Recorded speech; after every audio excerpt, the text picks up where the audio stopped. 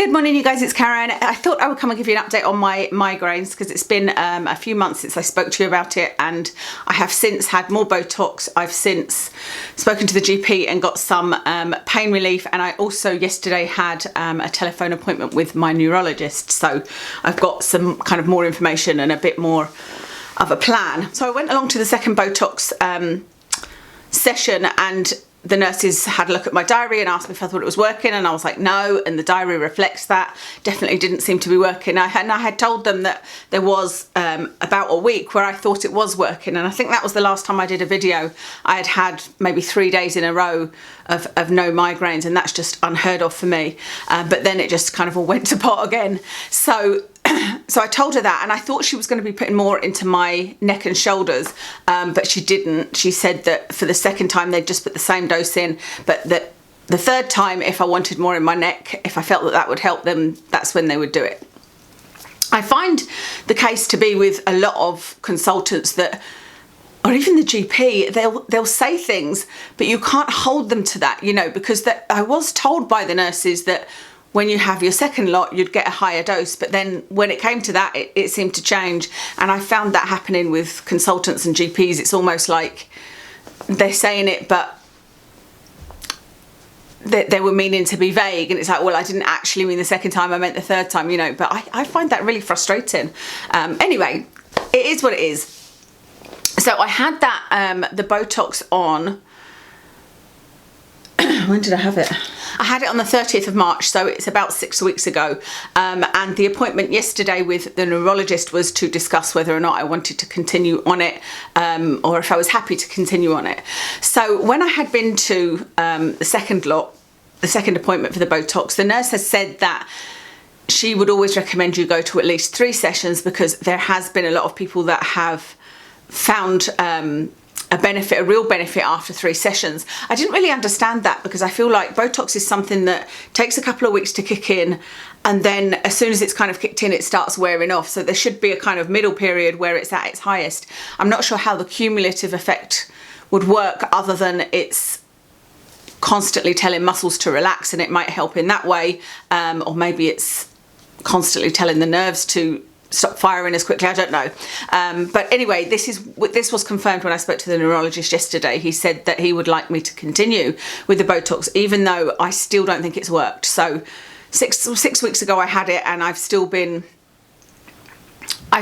almost as bad. There is a slight improvement in that I don't seem to be getting the dizziness as early on in the day. So it used to come about 11 o'clock, but it could be anywhere between waking up and sort of 2 o'clock.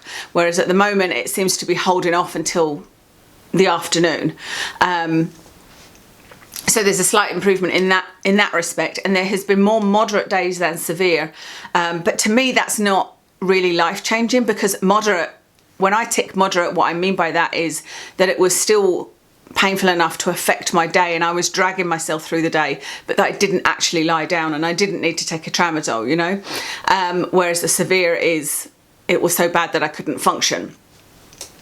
But moderate is, I could function, but it was very hard work. And actually, I'd kind of prefer if it was severe, because then at least I'm just lying down, you know, and not having to sort of plough my way through the day, if that makes sense. I mean, I suppose I don't have to. Kev's always saying to me, you know, if he sees I'm feeling dizzy, he's like, why don't you go and lie down, you know? And I'm like, lying down doesn't necessarily help it. If I knew that, like, I could lie down for an hour and it would help, then I would do that, but it doesn't. So I suppose you could say there has been some minor improvements. But the neurologist said to me that he has had patients that have had a really big improvement after 3 sessions, and between 3 and 6 sessions, it's just gone up and up and up. So he would like me to have at least 3, and if I can bear with it, to go for 6. Now, if you remember that they have to be 12 weeks apart, they have to be 3 months apart. 6 treatments is 18 months. Is it 18 months? 3, 6. It's going to be at least another year anyway that I'm having Botox, if I do as many as he would like me to have. So I said to him, I'm happy to continue trying it, because the problem with the NHS in the UK is that if you refuse a treatment in the treatment plan, you can often get discharged. So for example, I have now been discharged from urology because they offered me an operation, and I looked up this operation and it looks hideous and it made a lot of people really worse, and I thought, you know, at the moment I can manage my symptoms, and although they can be bad and they can be they disturb life a little bit, but they're manageable and I'm not in pain all the time as I was years ago. So I decided I didn't want to take this operation, but instead of me moving to the next stage, which is Botox, again, funny enough, Botox for the bladder, they just said, well, that's you discharged then. You can't, if you don't follow the path that the urologist has told you, that's you just crossed off the list, which I think is not very good. But if I ever do get problems again, I think I'll probably go private with the urology side of things. But anyway, that's my point with the Botox. If I get knocked off this and it's an expensive procedure, I think with this one they would probably move me straight onto Aimovig, because he was asking me if I wanted to continue, and I think if I said no, I don't want to continue, he would have gone straight onto Aimovig. But I would never have had the full sessions of Botox, and I think it's worth persisting with them and seeing if, okay, what about after 3 sessions, you know? So I'll see how I get on after 3, maybe do 4, and see how I'm feeling at the time, because there's some other things he's given me to do, some other things that might help. So yes, the first part of the plan is that I'm going to have more Botox. So the next Botox session I have is on the 27th of June, I think it is. I am going to ask her not to inject my eyebrow because this eye has drooped more, and that's something that happened on both times, and I don't want that. So I'm going to ask her to avoid this one. I'll let her do the one in my forehead and all over my head and neck and whatnot, but just miss out the eyebrow ones. So that's the 27th of June, so then it won't kick in until the middle of July, and I will see how I'm feeling kind of middle of August, and I will probably have another appointment with the neurologist then to discuss it. So apart from that, we kind of reviewed my medication, because he was the one that told me to come off codeine, and that was, I've only spoke to him, last August was the last time I spoke to him, or the first time and the last time that I've spoken to this neurologist. It took a long time to be referred and actually get an appointment with him, and he had told me to stop, you know, to reduce the codeine, which I have done. So he was pleased with that. He asked me if I'd stopped the paracetamol, and I said no. You know, I said I've reduced it significantly, but I haven't stopped it. And he's very anti-paracetamol or any kind of pain relief except for anti-inflammatories. And so he was saying you should be taking either ibuprofen or aspirin. And I said, but I can't because of my stomach, you know, because I've always found this to be a problem, again, with consultants, whereby the only consultant I saw that was against like ibuprofen was the gastroenterologist, and she was just like, it's awful, it's damaged your stomach, don't use it again, you know. And since not taking ibuprofen or aspirin or any kind of NSAID, my stomach has felt much better. You know, now I don't get those same indigestion pains, those agonising stomach pains. I don't have them anymore. So I said to him, you know, I'd be very nervous to do that, and he said, well, you know, eat some bread and butter first and then take an aspirin. And he said, and see how it goes, and if your stomach does hurt, then stop. And I was like, well, I'm pretty sure it's going to, because I've tested it a few times over the years, just by taking like a half an aspirin, and I get a kind of vague pain in my stomach. So I agreed to, but I don't think that's going to be an option for me. So I'll need to stick to paracetamol, because as I said to him, I said, I have no rescue medication at all. You know, I'm telling you that I'm having approximately 3 days every month of a clear or mild day where I have no pain and no dizziness. So that's like, you know, 90% of my life I have got this state of dizziness and headache, and I said I have nothing to take for it. So he suggested ginger for the dizziness. So I have ordered some ginger capsules. I have taken ginger before. I actually tried ginger when I had those awful stomach pains, because it's supposed to help your digestive system as well. And I don't think I had the dizziness then. So I will try them again on top of all the other supplements I'm taking. I take CoQ10. I take B2 sometimes. I take magnesium. And what else do I take? There's one other that I take, vitamin D. Those are the migraine specific ones. I take lots of other supplements as well. But yeah, I've ordered some ginger, so they should arrive today, hopefully, so I can start taking those and see if they help with the dizziness. There's another drug that I've been trying called Cinnarizine, which is one you just buy over the counter. I think it's called Travel Calm, and it's for travel sickness. And the reason I thought I would try that is because the dizziness that I experience feels exactly like being car sick, and I get car sick if I look at a phone and read the phone, and it kind of all ties in, you know, with things that I've experienced through my life. So I've been travel sick since I was a child. I've never liked funfair rides, and now realising that kind of messed up vestibular system I have, it makes sense. You know, where everybody else feels a kind of rush, I just feel completely dizzy, and I'm like, why would anybody do that going on a funfair ride?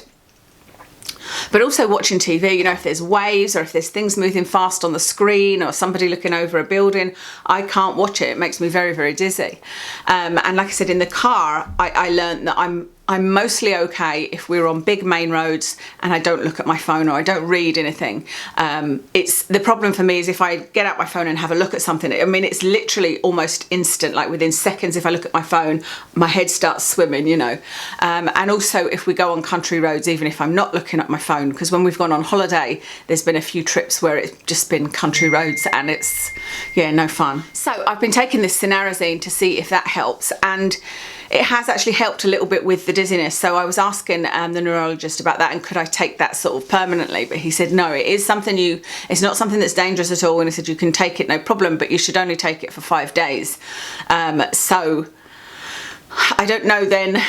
I didn't really push him. I felt like I was quite rushed by him, to be honest. Not rushed through the conversation, but he'd sort of made it clear at the beginning that this was going to be a quick phone call. You know, he said this is just a quick check-in to make sure you're okay with the Botox, which, you know, part of me thought was quite poor because I had a lot of questions and I could have spent a lot more time.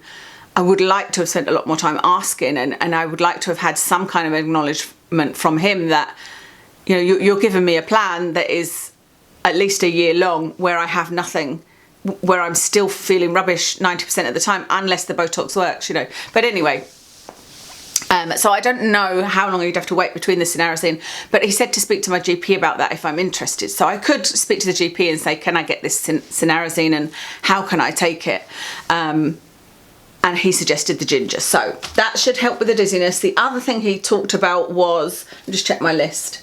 Oh yeah, I was asking him, you know, if it is vestibular migraine, because that's what the nurse was thinking, and that sort of made sense for me because the dizziness is more debilitating than the actual headaches. And he said, yes, it could be, but he said it doesn't really make any difference if it is or not because the treatment is the same.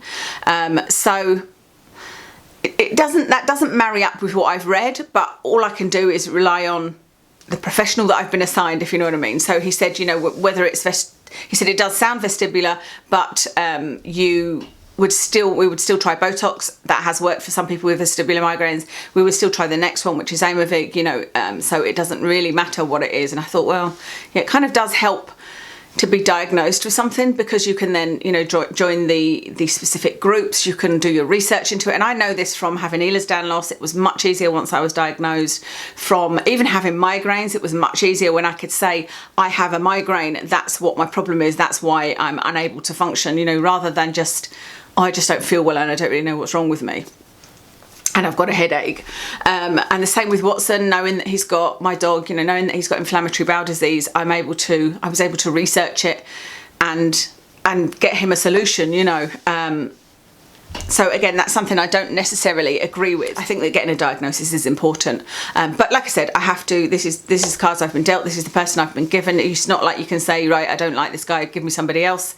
It's very, very difficult to get appointments. There's certain specialities like neurology, and urology is even worse, where you barely see the person. I saw my urologist probably twice in 3 years. And this is where I think if you were private and you had, you know, insurance for private healthcare, it's much easier. But what he did say to me was that he would like me to do vestibular rehabilitation training exercises, and he'll get the nurses to give me a printout when I go to see them about my Botox. But I said to him, well, I've got some exercises that I've been, you know, that I had tried a couple of times, and he asked if they made me dizzy, and I said yes. And he said, in that case, it's definitely worth you doing them because doing the exercises will make you less dizzy and will make you more tolerant to the world around me that is making me dizzy. And I think I'm starting to notice the things that are making me dizzy and that are making me feel unwell and bringing on a migraine, and they're not the triggers I thought they were. Well, some of them are, because I'd always thought it was to do with my neck and doing exercise and lifting and things like that, and they are, but I was looking into food triggers and trying to figure out what I was eating and whatnot. But for me, it seems to be more mechanical. So my husband was the first one to notice when we'd gone for a walk in that week off that we had. We'd gone for a walk and I felt fine when I got up, and he said, are you okay for a walk today? I was like, I seem to be okay so far, so let's go. So we drove to where we were going, but within about 5 minutes, I said to him, that's me, I feel dizzy. And he said, I bet I know why. He said, you were on your phone and walking along. And he said, so maybe you can only look at your phone or iPad or whatever when you're standing still. And I think that was a big realization that I need to, and he probably got that because he knows about my car sickness, and I just seem to miss some of the basic things sometimes. But so I've been trying to avoid, like sometimes I walk around the house holding my iPad, or I walk around the house looking at my phone, watching a video or reading something, and I just can't do that. So I've stopped doing that, and I think that's definitely helped a little bit. I noticed when I put my head forward over the bath to wash my hair that was causing me problems. So I'm now only washing my hair while standing in the shower rather than, like, you know, flipping my hair over the bath. Fast forwarding the TV, I think, is a problem as well. So I'm kind of having to just do something else in the adverts, or just bear with them rather than fast forward through to the next bit, you know. So there's a couple of things I'm learning, but the vestibular training that I'm doing, I think, will be really helpful. And it's basically just you sit like this, and I'm not going to do it because it does make me dizzy. And so I've been doing it in the evening where I'm just sitting on the sofa, but you have to like look side to side like this is the first one, but fast. You have to do 10 in 10 seconds, so it's very, very fast.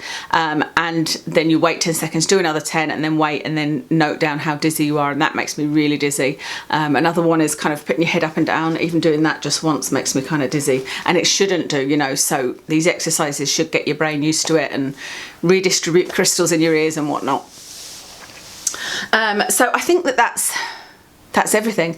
I can actually tell already, I lowered my voice there because I can feel the noise sensitivity that's starting. So it can either start with dizziness my day or noise sensitivity, and then I know that I'm going to get dizzy, and then later on I'm going to get a headache. And it's difficult to know what to do at this point because it's a Saturday and my husband's taken Watson out for a walk, but I'm taking him later on for a play date. So I know that I need to take him out, and my husband's playing golf and I will be looking after Watson, and he's a high energy dog, you know. He won't just go off and sleep. Like if I was lying down, he would go and ring the bell at the back gate to say he needed out into the garden, but then he'd go out and he'd bark at things, and then he'd come in and he'd jump on top of me and be licking me. You know, it's not anything awful, but it wouldn't be easy to lie down. And so I always wonder, should I take, you know, if I take a tramadol, I need to take it in the morning because it doesn't have an instant effect. It takes quite a few hours to kick in, but it's also something that I'm trying to avoid. I haven't taken very much in this last week at all, so I'm quite happy with that. I suppose that's something I should update you on actually, because I think in my last video I was telling you I was going to have a conversation with the GP. I was really anxious and I didn't think they prescribed me it, but she was great, and she understood. She, you know, because I said to her, I have nothing and I have no life here, so if I have something that I can take. And I actually reduced the amount. Like she said, oh, well, I'll give you an amount, how much do you think you'd like? And I was like, well, I don't know, how much is it coming, you know. And she'd said, well, I could give you 60. And I was like, well, why don't you give me 30 and I'll see how long that lasts me. And I said, I'll try and take it and then have like a few days break in between. And she said, yeah, well, you could take it every day and have a couple of days off. And I said, well, I'll try and take it no longer than 3 days in a row. So I've managed to do that because that's still much better than what it was before, you know, because I at least have something that may help. The tramadol doesn't always take everything away, but it does work a lot of the time. And it means like when I go on holiday in September, I should have something to help me through. The only thing is, when I run out of this, I'll need to speak to the GP again. And she did say that she said, I am a little bit anxious about it, but you seem to be very sensible about it. So I'm happy to give you the prescription and we'll see how long they last you. This is now not just a short term, because as I was saying to her, I'm getting more Botox and hopefully that'll work. But I now need to say to her, yes, they're working, but if the Botox doesn't work, I'm going to need them for another year. You know, whether she'll be still happy to prescribe them then, I don't know. So we shall see. And we'll worry about that when the time comes. But that is an update on how things are going. So I'm still kind of struggling daily, but at least I have a plan. I'm always okay with any of the things that are going on with me. I'm always okay if I know there is hope and there is, we can try this next, you know. Like my knees are really, really bad at the moment, but I know that if I lose weight, they may well improve. They probably will improve a lot, and so that's something that I can attain to. You know, it's at the point where there's nothing else can be done. That's the really depressing point, you know. But we're not there yet. So yeah, I hope that this was useful to you. I feel I was a bit rambly in this. I apologise, but yeah, I hope that this is useful to anybody that is going through this, because I know there's a lot of us out there struggling with migraines and trying to find the solution. And I would say keep on researching, you know, for yourself. When you feel well enough, keep on researching. I think I did that video on chronic pain. If anybody's in chronic pain, have a look at the video I did, which is ways to cope and how I'm managing to cope with it all. And that might well help you. So thanks very much for watching, and I'll speak to you again soon.